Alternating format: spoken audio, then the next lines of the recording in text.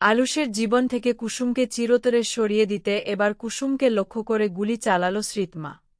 আমরা এমনটাই দেখতে পারব আজকের পর্বে। বিস্তারিত জানতে ভিডিওটি দেখতে থাকুন। একদিকে যখন আজুশ কান্নায় ভেঙে পড়ে হাহাকার করতে থাকে এবং বলতে থাকে, তোমরা যারা দুবুরি আছো, তোমরা একবার অন্তত জলে নেমে দেখো না কোনো মতেই আমার কুসুমকে আমার কাছে ফিরিয়ে দিতে পারো কিনা। আমি কুসুমকে ছাড়া কিভাবে বাঁচব? ওই তো ছিল আমার প্রাণ, আমার ভালোবাসার মানুষ। আমার ভালোবাসার মানুষটাকে এভাবে হারিয়ে ফেলব, সেটা আমি কোনোদিনও ভাবিনি।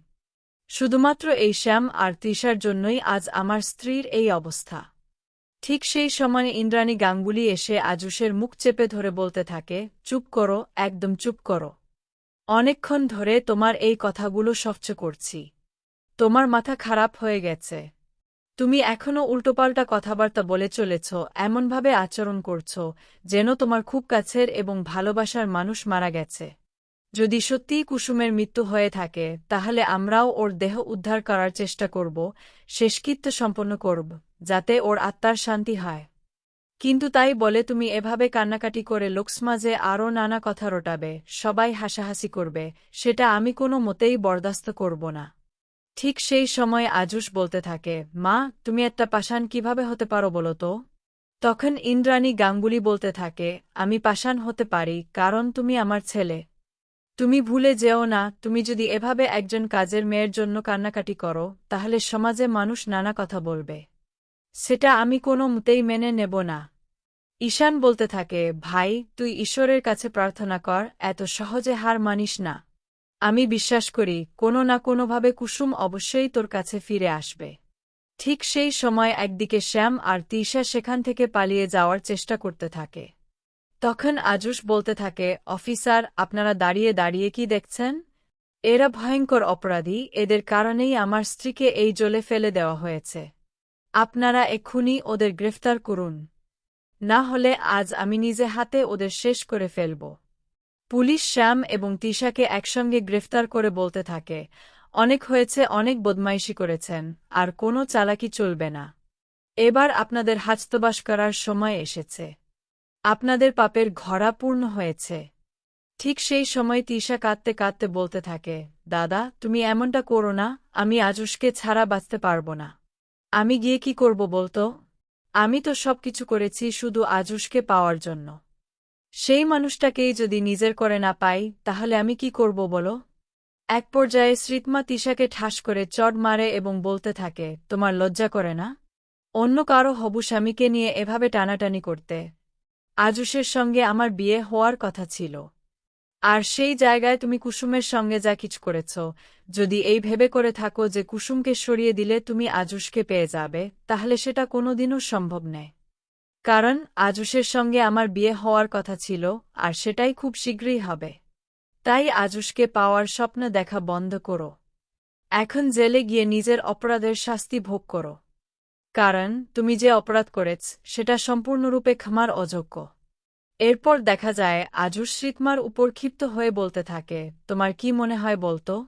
আজ যদি কুসুম বেঁচে থাকত তাহলে আমি তোমাকে বিয়ের আসরে বিয়ে করতাম? তোমার কি মনে হয় আমি তোমাকে কোনোদিনও স্ত্রী হিসেবে গ্রহণ করতাম? তুমি ভুল ভাবছ। আমি তোমাকে বিয়ে করার সিদ্ধান্ত নিয়েছিলাম শুধুমাত্র আমার মায়ের কথা ভেবে, আর কোনো কারণে নেই। আর শেষ পর্যন্ত আমার পরিকল্পনাই ছিল তোমাকে কোনো মতেই বিয়ে না করা। কারণ আমি অলরেডি বিবাহিত। তুমি সেটা বুঝতে পারছ না, নাকি তোমার কানে কথা লোকে না? তখন শ্রীতমা বলতে থাকে, আমি আর কিছু জানতে চাই না। যে মরে গেছে সে আর জীবিত হয়ে ফিরে আসবে না। তাই এখন আমাকে স্ত্রী হিসেবে গ্রহণ করা ছাড়া তোমার আর কোনো উপায় নেই। তুমি ভুলে যেও না, তোমাকে পাওয়ার জন্য আমি গোটা পরিবারের বিরুদ্ধে গিয়ে লড়াই করেছি। শুধুমাত্র তোমাকে পাওয়ার আশায় আমি আমার মা-বাবার বিরুদ্ধেও গিয়েছি। এত কিছু করার পরও যদি তোমাকে না পাই তাহলে আমি নিজেকে শেষ করে দেব। ঠিক সেই সময় ঈশান হঠাৎ বলে ওঠে, ভাই, ওটা দেখ। ওটা কি দেখছিস? এই কথা শোনামাত্র আজুশ তাকিয়ে দেখে, অলৌকিকভাবে কুসুম জল থেকে উঠে আসছে, কুসুম বেঁচে আছে। কুসুমকে দেখামাত্রই আজুশ দৌড়ে ওর কাছে চলে যায়। কুসুমকে জড়িয়ে ধরতেই কুসুম অচেতন হয়ে আজুশের বুকে ঢলে পড়ে।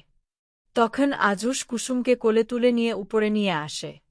এরপর কুসুমের জ্ঞান ফেরানোর জন্য সর্বোচ্চ চেষ্টা করতে থাকে। আজুস বলতে থাকে, তোমার কিছুই হবে না।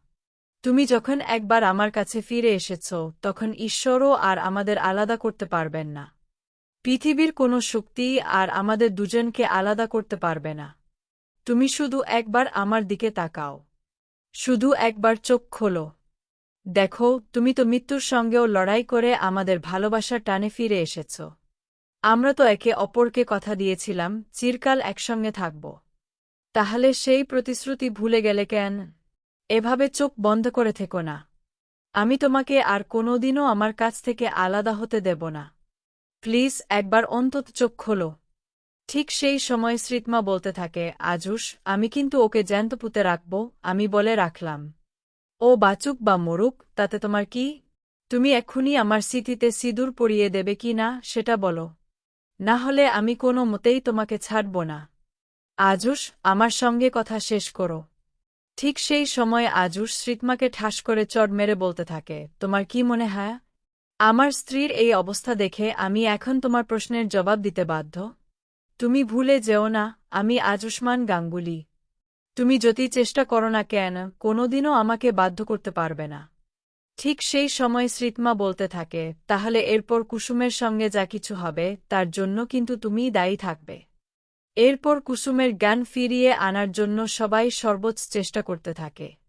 এক পর্যায়ে কুসুমের জ্ঞান ফিরে আসে। কুসুম চোখ খুলতেই আজুস আনন্দে ওকে জড়িয়ে ধরে। তখন ঈশান বলতে থাকে, দেখলি তো, আমি বলেছিলাম তোরা কোনোদিনও একে অপরের থেকে আলাদা হতে পারবি না। দেখ, ঈশ্বর তোদের ভালোবাসার মর্যাদা দিয়েছেন। ঠাকুর তোদের কাছে কুসুমকে ফিরিয়ে দিয়েছেন। কুসুম তোর দিকেই তাকিয়ে আছে। এরপর দেখা যায়, শ্রীতমা দেখতে পায়, আবারও কুসুম যে কোনো সময় সুস্থ হয়ে আজুস আর শ্রীতমার মাঝখানে বাধা হয়ে দাঁড়াতে পারে। ঠিক সেই সময় শ্রীতমার নজর গিয়ে পড়ে সামনে পড়ে থাকা বন্দুকটির উপর। তখন শ্রীতমা বলতে থাকে, যদি এই জন্মে আজুস তুমি আমার নাই হতে পারো, যদি তোমার কারণে আমি লগ্নভ্রষ্টা হয়ে গোটা জীবনটা এভাবেই শেষ করে ফেলি, তাহলে এই যাত্রায় তোমার ভালোবাসার মানুষকে নিয়ে তোমাকেও সুখে থাকতে দেব না। তুমি কি ভেবেছ এতগুলো মানুষের সামনে আমাকে অপমান করে, অপদস্থ করে তুমি পার পেয়ে যাবে? বারবার তোমার জন্য আমি আমার পরিবারের বিরুদ্ধে গিয়ে লড়াই করেছি। তোমার জন্যই আমি আমার পরিবারের কাছে ছোট হয়ে গেছি। তার প্রতিশোধ তো আমাকে নিতেই হবে। আর সেই প্রতিশোধ আমি কুসুমের উপরেই নেব। কোনো মতেই কুসুমকে তোমার হতে দেব না। আমি খুব ভালো করেই জানি, যদি এবার কুসুম সুস্থ হয়ে বাড়ি ফিরে আসে, তাহলে তুমি ওকে নিয়ে অন্য কোথাও গিয়ে সুখের সংসার গড়ার স্বপ্ন দেখবে। কিন্তু সেই স্বপ্ন আমি কোনোদিনও পূরণ হতে দেব না। কুসুম, আজই তোমার জীবনের সমাপ্তি হবে। ঠিক সেই সময়ে এই কথা বলেই শ্রীতমা কুসুমকে হাসপাতালে নিয়ে যাওয়ার প্রস্তুতির মাঝেই কুসুমকে লক্ষ্য করে এলোপাথারি গুলি চালাতে শুরু করে। শ্রীতমার হাতে বন্দুক দেখে তার বাবা মা দৌড়ে এসে বলতে থাকে, শ্রীতমা, তোর কি মাথা খারাপ হয়ে গেছে? তুই এসব কি করছিস? আজুসকে পাওয়ার জন্য তুই এত বড় অপরাধ করে ফেললি? ঠিক সেই সময় শ্রীতমার ছোড়া একটি গুলি কুসুমের গায়ে গিয়ে লাগে। সঙ্গে সঙ্গে কুসুমের শরীর থেকে অনবরত রক্ত বের হতে থাকে। তখন আজুস চিৎকার করে বলতে থাকে, শ্রীতমা, আজ তুমি যা করলে তার জন্য আমি তোমাকে কোনোদিনও ক্ষমা করব না। কিন্তু এর জন্য তোমাকে আমি কোনোদিনও ছেড়ে দেব না। এই কথা মাথায় রেখো। তুমি কি মনে করছ কুসুমকে শেষ করে দিতে পারবে? একবার যখন কুসুম জ্বলে পড়েও আবার জল থেকে ফিরে এসেছে, তাহলে আজও ফিরে আসবে। কুসুমের শরীর থেকে যতই রক্ত ছুরুক না কেন, যদি আমাদের ভালোবাসা সত্যি হয়ে থাকে, তাহলে ও আবার আমার কাছে ফিরে আসবে।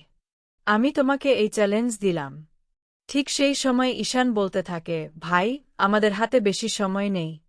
কুসুমের শরীর থেকে প্রচুর রক্ত বের হচ্ছে। আমাদের এখনই কুসুমকে হাসপাতালে নিয়ে যেতে হবে। এরপর আজুস রক্তাক্ত অবস্থায় কুসুমকে কোলে তুলে এক পর্যায়ে হাসপাতালে নিয়ে যাওয়ার জন্য ছুটে যায়। ঠিক সেই সময় আজুস শ্রীতমাকে বলতে থাকে, শ্রীতমা, আমাকে পাওয়ার জন্য তুমি একটা নোংরা কাজ কিভাবে করতে পারলে? একটা নিচে কিভাবে নামতে পারলে? আমি মানছি, আমি তোমার সঙ্গে অন্যায় করেছি এবং তোমার চোখে আমি অপরাধী।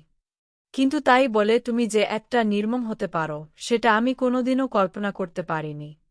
তুমি যে কাজটা করেছ, সেটা সম্পূর্ণ অন্যায়। ঠিক সেই সময় শ্রীতমার মা বলতে থাকে, ইন্দ্রাণী গাঙ্গুলি, আমার মেয়েকে এতগুলো মানুষের সামনে লগ্নভ্রষ্টা করে আপনার ছেলে কি কোনো অন্যায় করেনি? কিন্তু তখন তো আপনারা ওকে কোনো শাস্তি দেননি। তাহলে আজ যদি আমার মেয়ে নিজের মানসম্মান বাঁচাতে গিয়ে এমন একটা কাজ করে থাকে, তাহলে আমি মনে করি না সে কোনো অপরাধ করেছে। আপনারা তো বলছিলেন ওকে হাজতবাস করিয়ে শাস্তির আওতায় আনবেন।